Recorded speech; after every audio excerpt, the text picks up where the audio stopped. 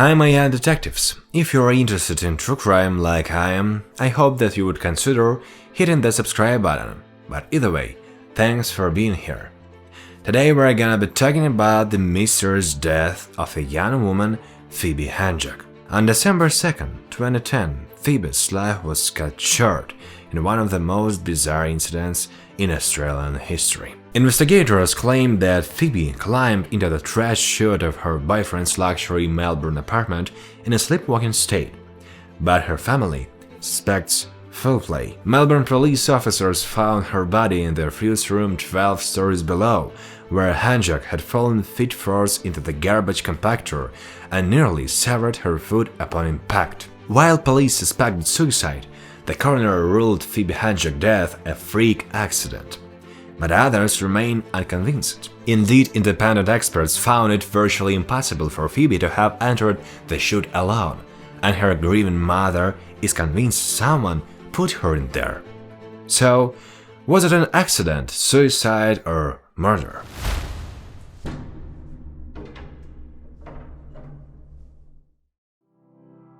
She was born on May 9, 1986, the Chinese year of the tiger, to Natalie and Lan, a psychiatrist and later sister to brothers Tom and Nikolai.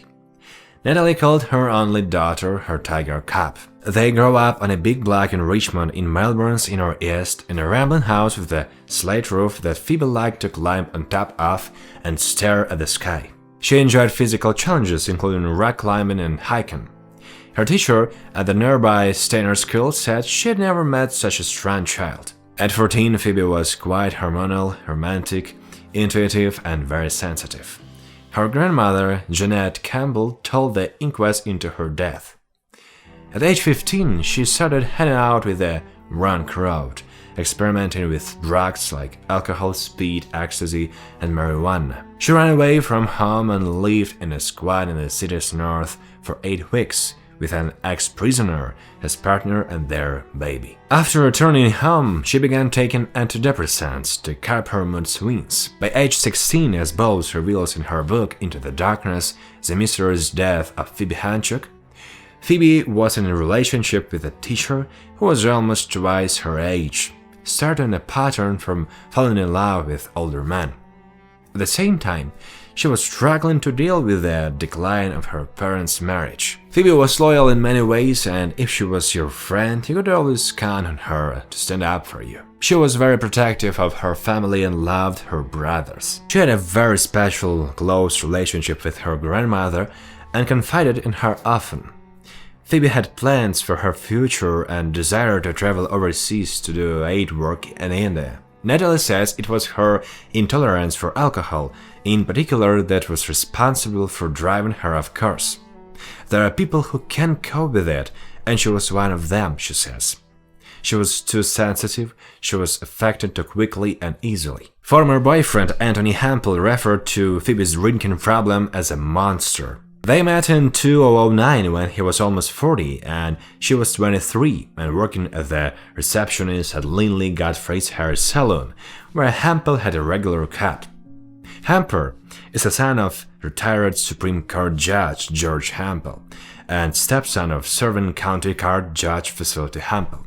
He is handsome, smart, and an events promoter with money and glamorous friends. Amateur sleuths have since pointed to Handsjuk's lover, 40-year-old Anthony Hampel. The rich son of a Supreme Court judge, he was never officially charged or suspected, despite being described as controlling. Meanwhile, somebody erased every email Handsjuk had ever sent and stole one of her cell phones. Linley Godfrey, who had known Phoebe and Hampel before they started dating, didn't expect the relationship to last. I thought Phoebe was just going to check him and flick him, he says. They went out for 5 months before Phoebe moved into his apartment in October 2009. They seemed an odd couple. She was a home girl dressed in a singlet and jeans. He was always at social events. She loved painting and creative clutter. He wanted the apartment to look like nobody lived there, according to his cleaner. Phoebe left the salon early one day, stressed about cleaning an ink stain from the apartment's carpet before Hampel came home. She told psychologist Joanna Young, who was concerned Phoebe was potentially suicidal, that Anthony put her down and made her feel stupid. Hampel told the inquest she was self-destructive and struggled every day to do the simplest things. Natalie says her daughter drank to overcome her social insecurities around Hampel and his friends, who were older, attractive, and wealthy. She once called her mom in distress. She said, "Mom, I just don't know what to do. I love Aunt, but it's not working." Phoebe walked out on Hampel 4 times in the 6 weeks before she died, only for him to convince her to return. "He was a very controlling person and he was a friend of mine," says Godfrey. "I felt sorry for him because I felt he was in love with her and he was losing her." On the day of her death, December 2nd, 2010, Handsjuk and her father, Lan, made plans to meet Hampel for dinner. In the meantime, Handsjuk was hanging around the apartment she shared with Hampel. She was captured on CCTV footage leaving the apartment at 11:44 a.m., following a fire alarm to walk her dog outside before returning to the 12th floor residence. From here, only Hampel has been able to explain what happened. Hampel claimed to have arrived home shortly after 6 p.m. and was met by shards of broken glass and blood spattered across the keyboard and computer, and Handsjuk was nowhere to be found. Yet her purse, wallet and keys sat on the kitchen counter. "Phoebe loved life," says her grandfather, Lauren Campbell. "He was a police officer for more than 30 years. Not a day goes by when I don't think of her and the horror of it," he says. He was planning to see her on his 70th birthday in December 2010.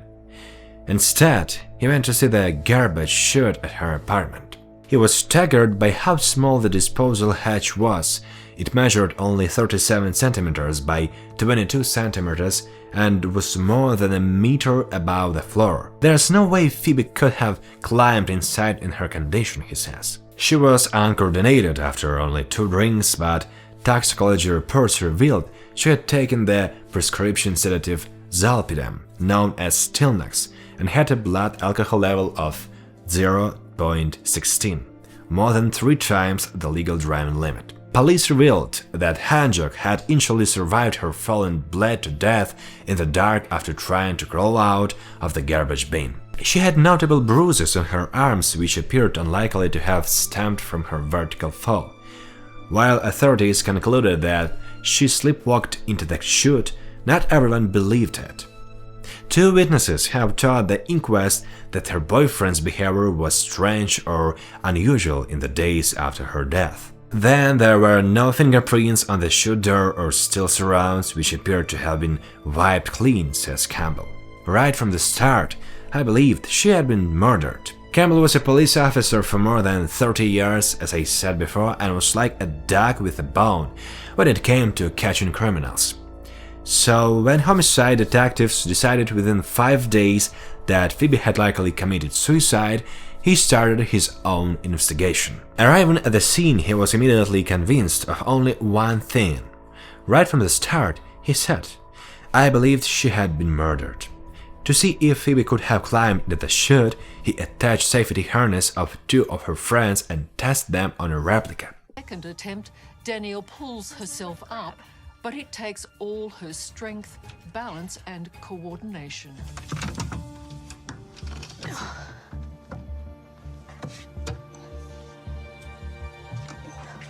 It's very tight.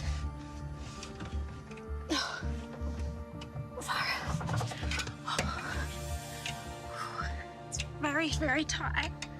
Keep going. It's closing on me. It's a good. And with limited movement, Danielle can only slide down the chute with her arms above her head. And if you're unsteady on your feet and you're affected by Stilnox, you're almost in a sleepwalking state. Danielle, can I ask you, how could you have done that? I don't think that would be possible. Using a replica of the chute in Phoebe's building, Lorne wants to prove his point. Do whatever you have to do to get into this. Really try hard to climb into it. When you see it like that, it's very small, isn't it? I feel like I need to help you. Viv, Phoebe's close friend and her match in height and size, struggles even though completely sober. What are you finding difficult at this point?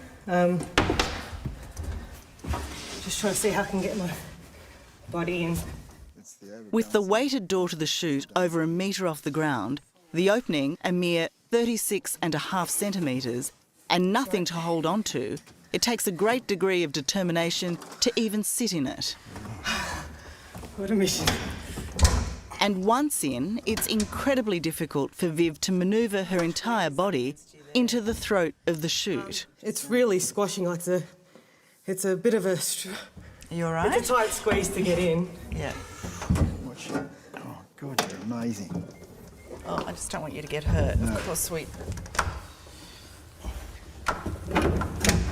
Okay? Yep. Jesus. Well, we've helped, which we shouldn't have done. Well, she was going to get injured if we didn't. Yep, stand up for us. 4 steps this way. I just don't believe that anyone could possibly do it under the influence. If you're 0.16, there's no way you'd be able to handle that balance aspect of it. I just see that as being an amazingly complicated physical feat. You okay? Yeah. Excuse this question, but the exertion that we saw you apply to getting in there, none of that was made up, was it? No.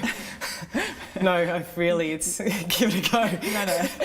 But you weren't trying to prove a point. No, it's really hard to try keep my balance. It's because there's nothing to latch onto. Do you think that she was similar to you in terms of her ability to climb? Yeah, pretty similar. But I know myself, if I've ever been drinking, I'd be falling over, so... So what are you saying happened? Well, I'm saying that I believe someone put her in there. Do you know who that person is? No, but I've always had suspicions about it, but nothing that I can prove. They were sober and athletic, but could only climb in with great difficulty. He also pointed out faults in the police investigation, such as the failure to examine CCTV footage, the failure to seize computers in the apartment, or to test 2 drinking glasses left in the kitchen. Police also failed to take samples of mysterious, large shoe prints leading away from the apartment. They just missed so much, he says. A full inquest into Phoebe's death was held in 2013, despite the objections of Hampel's barrister, who said there was no basis for believing she had been murdered. Natalie raised about $50,000, including money from donations and her own savings, to cover her family's legal costs. Hampel told the inquest that the night before her death, Phoebe was in recovery mode from a heavy drinking session. She was still in bed when he left for work the next morning, he says. The last time Phoebe was seen alive in public was just before midday on the lobby's CCTV cameras during a fire evacuation. She was stumbling slightly as she held Anthony's dog Yoshi on a leash. The coroner subsequently ruled that she entered the chute sometime between 12 p.m. and about 7 p.m., only minutes before her body was found by the concierge. When Hampel returned home that night just after 6 p.m., he told the inquest that the apartment was empty. He said he found Phoebe's bag, keys and wallet on the kitchen counter and broken glass on the floor.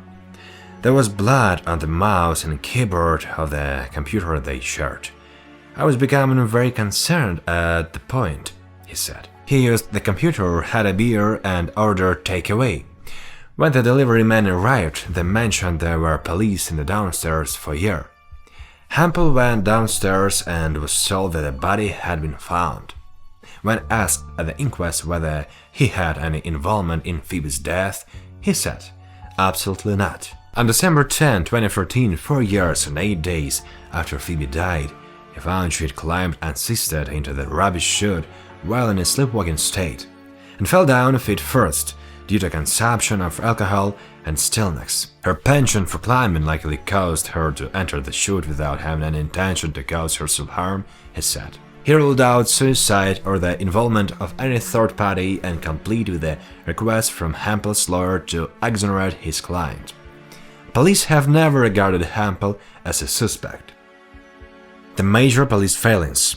The first and perhaps most critical was the police's failure to secure all CCTV footage from Phoebe's apartment block on the night of her death. Police also didn't take computers from the apartment, and 2 glasses on the kitchen bench were not dusted for fingerprints, nor were their contents tested. They also failed to photograph or test blood found on the level 12 refuse room door, check all bins in Phoebe's apartment, or try or identify footprints found outside the apartment. And finally, without having tested the possibility, police stated they believed it was easier for Phoebe to have climbed into the chute than being pushed down by someone else while unconscious.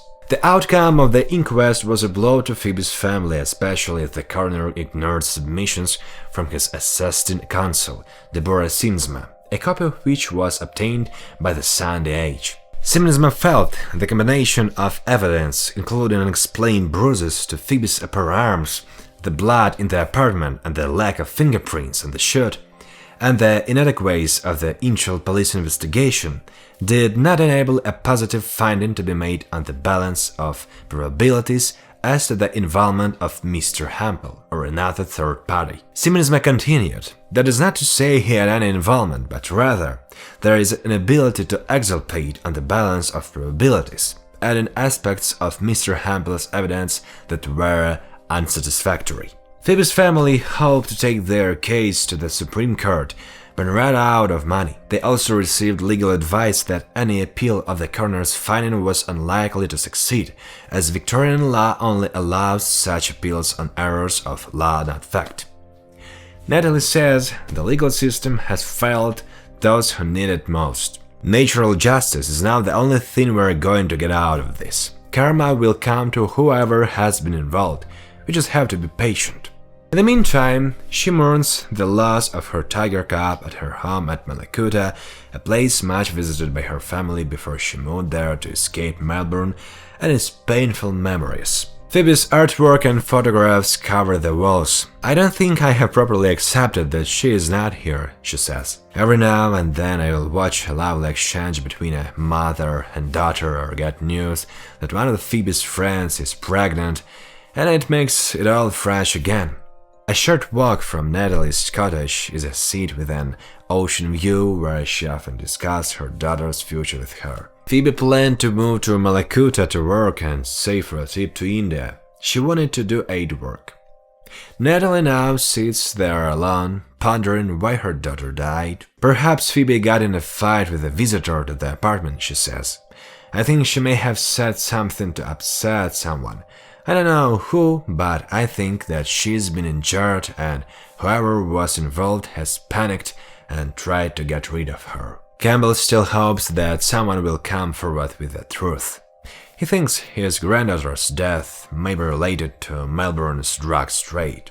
Others are far more suspicious of Hampel himself, who ate and had beer after noting broken glass and blood in his home. Coincidentally, some 8 years later, Mr. Hampel was caught up in another tragic death in 2018 when his then-girlfriend, Bailey Schneider, was found dead a few hours after she ended their relationship.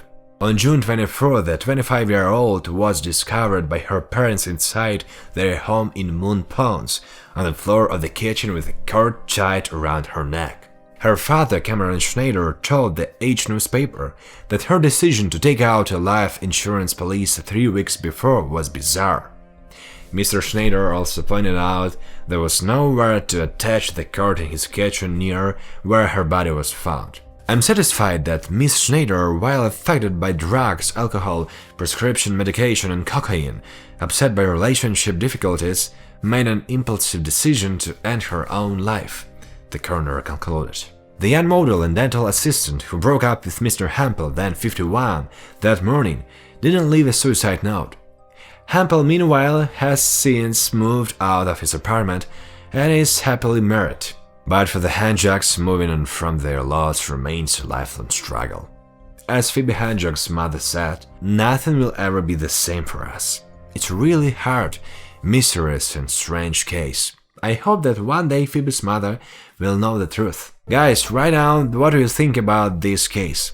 Thanks for watching this episode. Bye.